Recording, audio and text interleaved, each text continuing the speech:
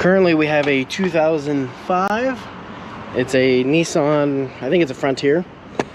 So they brought it in with the headlight. They said this headlight would be really dim. This is the passenger front. The headlight was really dim when they started in the morning, and then it would kind of stop working.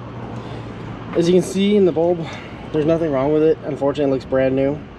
The one thing that I always like to check on these is make sure the connectors are not fried.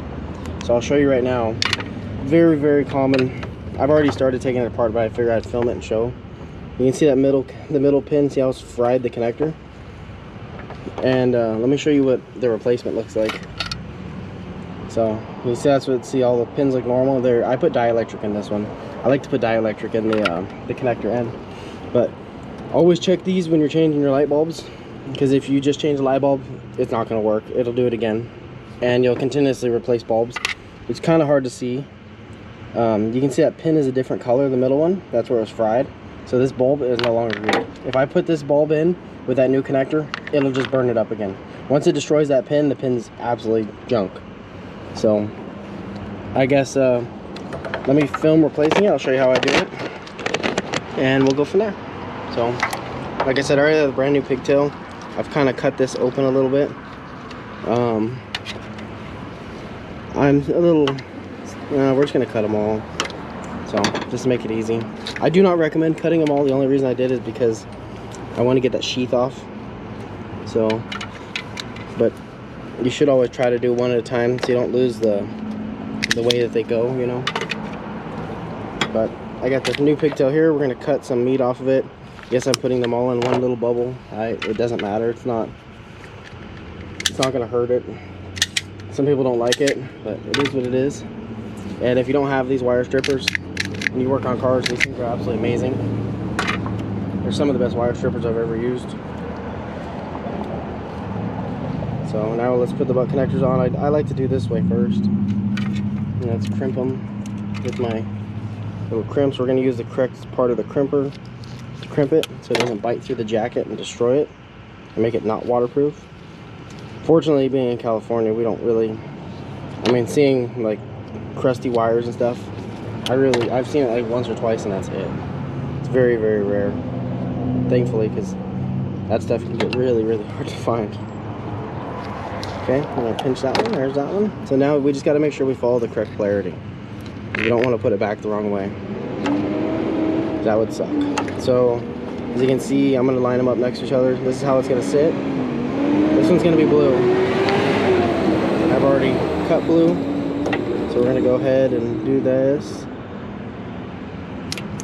And some people don't like these butt connectors. I've had very good luck with them. This is how I fix all of these type of connections. It's just a lot easier, and solder is great if it was a different spot, but it's really easy to get to, so we're just gonna do butt connectors. But it's really your choice. As long as you don't use the ones that have that you heat up. Those ones are bad. The ones that heat up and they melt the solder in, because when they get hot, the solder turns to liquid again. I've never used them, and I never will. I do not like that idea. Yeah, especially under the hood of a vehicle. It gets hot and cold, and then the solder ends up breaking, and then you have an intermittent connection. So let's crimp that one. Let's give it a nice tug, see? That's why I always tug them. Because that one I just screwed up on. These connectors, actually, I'm running low on them. These came with a injector connector from Napa. So these are Dorman butt connectors. So that's why they're not that great. Unfortunately, I need to order more. Let's go ahead and do this one. See if this one tears out too. This one's gonna be the last one, because the black is gonna be the middle. We're gonna use my different crimpers. Get a little bit more of a crimp on there. Make sure the wire's all the way in. Crimp that sucker good. Okay, that one actually crimped good. Maybe it's because I'm using my little baby crimpers. That's why you always want to tug on your connections, make sure they're solid. Now sometimes you can get it back in, even after you've crimped it. In this case, no. So what sucks is it's gonna be a little shorter now. So let me go grab another connector. Let me go find one. I'll be right back. Okay, I fought and scrounged. I found one. You see how nice and dirty it is? It's been hiding at the bottom of my tool cart for presumably a very long time. So we're gonna crimp this. I know it's gonna be a little shorter. It is what it is. I'm not gonna redo the whole thing. We can use those. Never had a problem with those, but I really don't want to take the chance of having to redo this because I do not have another one of these butt connectors. Like I said, it's gonna be a little shorter. It's okay. Gonna look a little fugly, but it's okay. We're all a little fugly on the inside. So let's crimp it. Hopefully it stays. Yeah, that's good. Okay. That actually doesn't look too bad. Some people don't like doing it this way, you know, in this spot because we're next to the battery. It's not really, no one's gonna see it. It's not a big deal. And I don't want to take the battery out to make it all nice and pretty, because then I have to charge the customer more, and it's not really worth it to charge them more to make it look nicer. We're not working on a show truck, you know. It's a regular Nissan Frontier. So I don't like taping these together. The reason is because of the heat. So what I'll do is I'm just gonna put a piece of loom over. You know, just put a piece of loom and it looks nice and pretty now. See?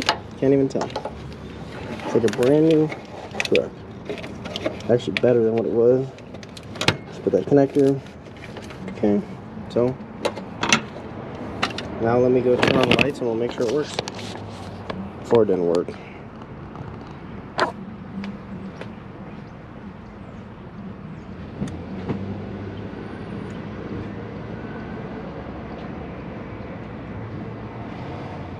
Probably can't see you there. So we definitely got low beam. You're not gonna be able to see the high beam. You might be able to. Let me try it. The camera doesn't fall.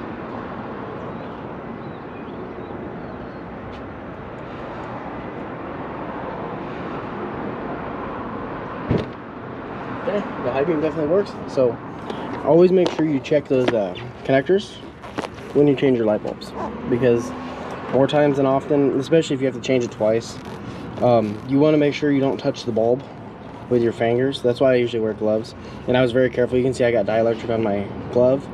You don't want to get any types of finger oils or juices or anything on the bulb. You just wear nice gloves, put it in, get that over with, and then deal with the rest, just so you don't make a mess. Because if you get oil on the bulb, it will go bad prematurely. But that's how you do it. Make sure you like and subscribe if you like this, and we'll see you on the next one. Thanks, bye.